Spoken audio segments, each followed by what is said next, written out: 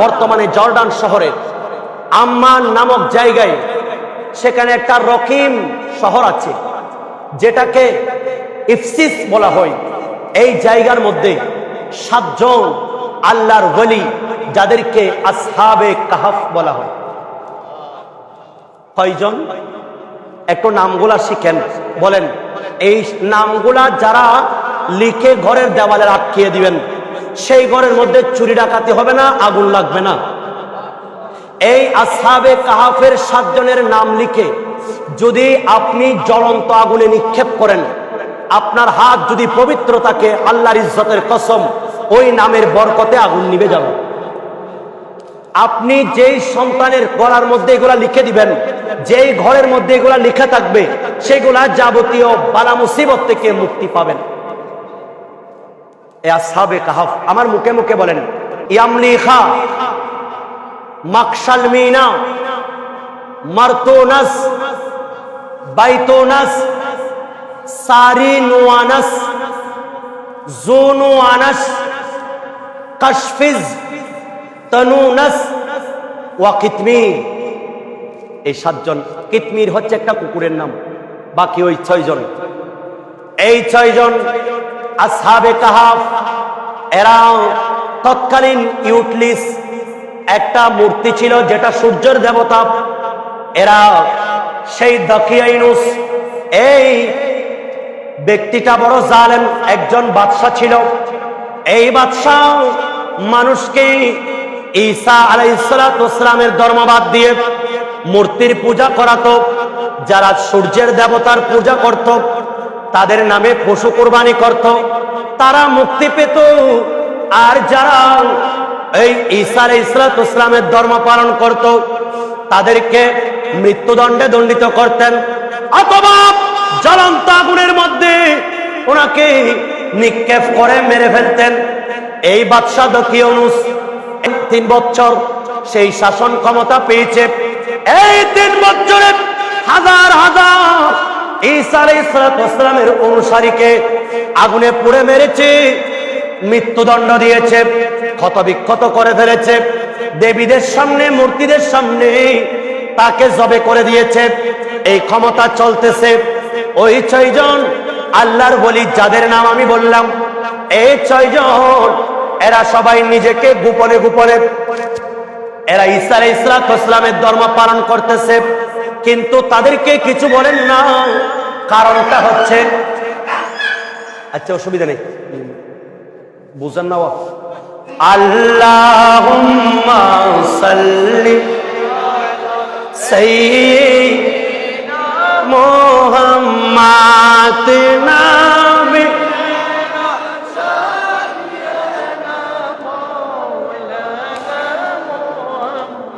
ওই কুত্তর হতা হয়ে যেত লাই, কুত্ত চলিছে, কুত্ত যদিও বা ইউন জাহান্নামত যাইব, ইউন তবে উগ্র কুত্ত আছে, এই তারার লয় যারা সঙ্গী হই কুত্ত হইবে জান্নাতে যাইব। কিতমির নাম কি? হযরত ঈসা রূহুল্লাহর ধর্ম যখন এই 6 জন মানুষ এরা পালন করছে, এরা সবাই যখন বাদশা জানতে পারলো দাকিয়ানুস, তাদেরকে রাজপ্রাসাদে ডাকলো। তোমরা মন্ত্রীদের সন্তান, তোমরা রাষ্ট্রের ক্ষমতায় আছো, তোমরা এখনো যুবক, তোমাদের বয়স কম, যার জন্য আমি তোমাদেরকে সুযোগ দিচ্ছি, আগামীকাল তোমরা রাজ দরবারে এসে আমার কাছে সারেন্ডার করবা।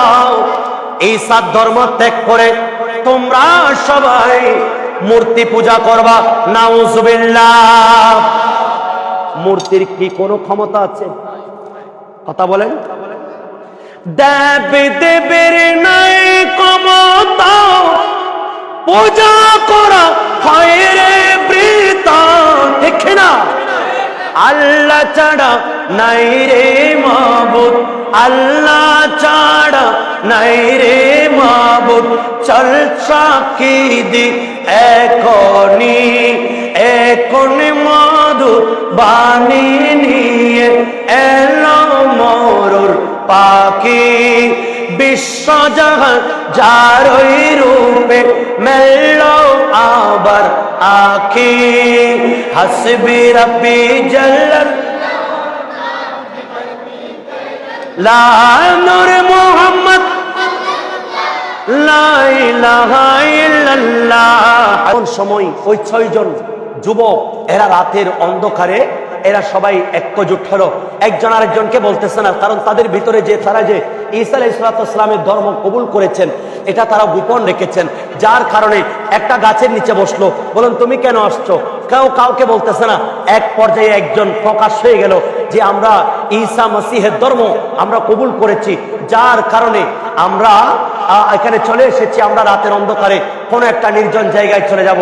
যেতে যেতে ওই আসহাবে কাহফ যেটা গুহার মধ্যে আছে, সেই গুহার মধ্যে তারা যখন গেল আল্লাহর কাছে দোয়া করলো। মাগরিব ইশার মধ্যখানে তারা পৌঁছলো।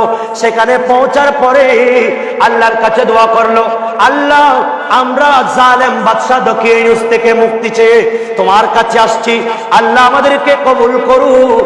এমন সময় আল্লাহ রাব্বুল আলামিন তাদের উপর দয়া দিলেন, দয়া প্রদর্শন করলেন। তাদের পিছনে পিছনে কুকুরটা ঘেউ ঘেউ করছে, তারা তাদেরকে তাড়িয়ে দিচ্ছে। এই কুকুর মানুষের মতো কথা বলতে লাগলো। এই কুকুর বলতে লাগলো, ওহে আসহাবে কাহফের গুহাবাসী, আপনারা চিন্তা করবেন না, আমি আপনাদেরকে ডিস্টার্ব করব না, আমি আপনাদের সাথে চলে যেতে চাই। এই 6 জন ভিতরে রইলেন আর আল্লাহর ইবাদত করছে, আর কুকুরটা পাহারা দিচ্ছে জায়গার মধ্যে বসে। এমন সময় হঠাৎ করে দেখা গেল তাদের তন্দ্রা চলে আসলো, ঘুম চলে আসলো।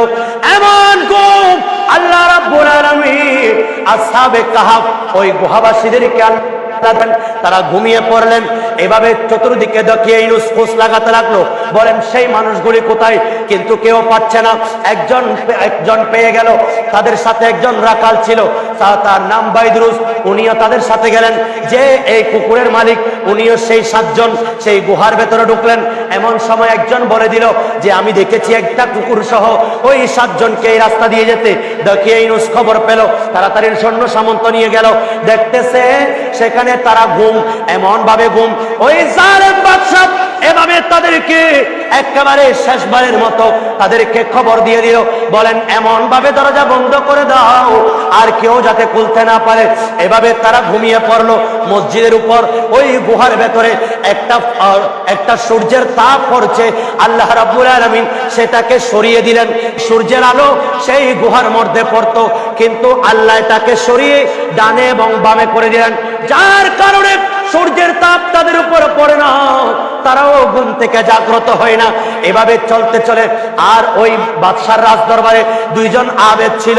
এই 2 জন আবেদ, এরা 2 জন ওই তাদের এই 7 জনের নাম এবং কুকুরের নাম লিখে তাদের ইতিহাসটা লিখে সেই দরজার মধ্যে লাগিয়ে দিল। এভাবে এক ঘুমের মধ্যে আল্লাহ তাদেরকে 309 বছর আল্লাহ ঘুমিয়ে রেখেছে। সূরা কাহফে আল্লাহ বলছেন, আম হাসিবতা আন্না আসহাবাল কাহফি ওয়ার রাকিমি কানু মিন আয়াতিনা আজাবা।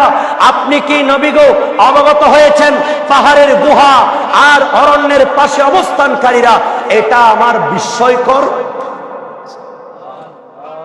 এদের কথা আল্লাহ বলছেন, এরা যুবক অবস্থায় নিজেকে মূর্তি পূজার সামনে নিজেকে মাথা নত না করে ইসলামকে, ওয়াহদানিয়তকে, ঈসা আলাইহিস সালামের ধর্মকে কবুল করে তারা গুহায় ঢুকেছেন।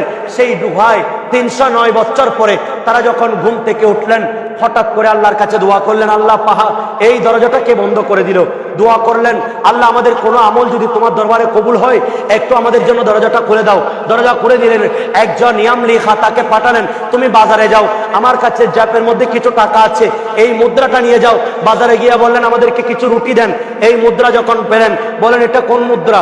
বলেন এটা কেন? আমরা তো কিছু আজকে সকালে বাজার করে পকেটে রেখেছি। বলেন না, আপনারা গুপ্তধন পেয়েছেন। এই কথা বলে তাড়াতাড়ি বাদশার কাছে নিয়ে গেল। বাদশা সবকিছু জেনে নিল।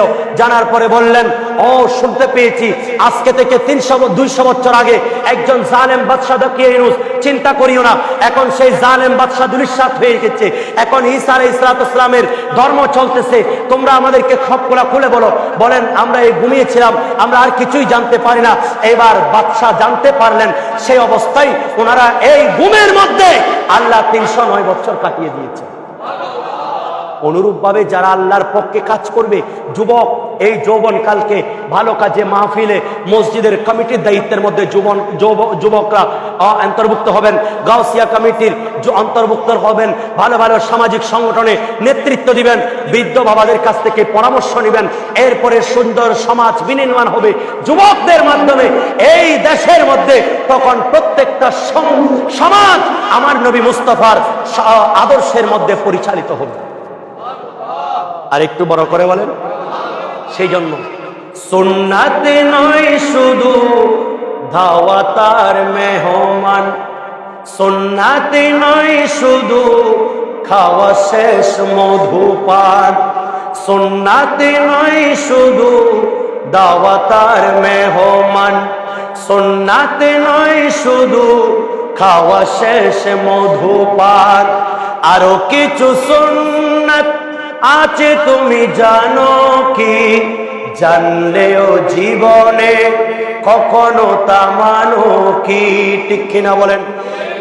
সুন্নাতে নয় শুধু নির্জনে ধ্যানে যাওয়া, আর সুন্নাতে হলো পাথরের আঘাত খাওয়া। ঠিক কিনা? মুহাব্বতে তার সুদিনের সাথে কি শহীদ ফারুকের কথা মনে পড়ে কি? ঠিক কিনা? দারাস্তলে আল মাহাত্তাফির তো কুতুবা ওয়ানিল তো সাদামিন মাওলাল মাওয়ালি আসসালামাইন।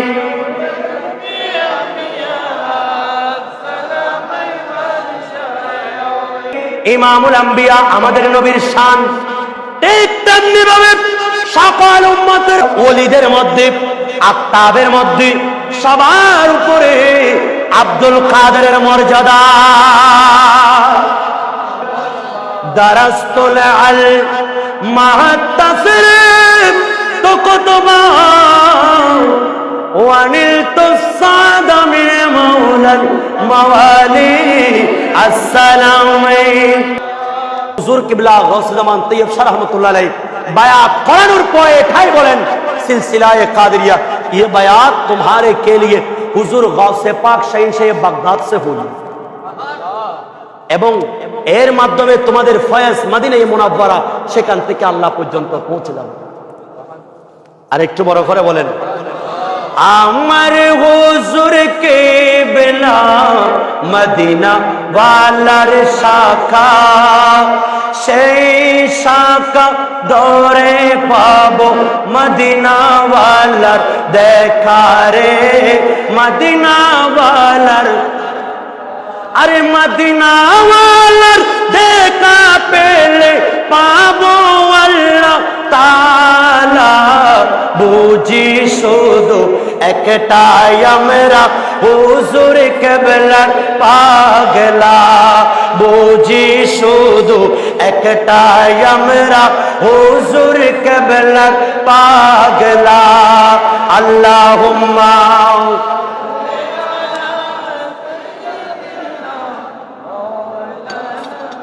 মুহাম্মদ ওয়া আলা আলিহি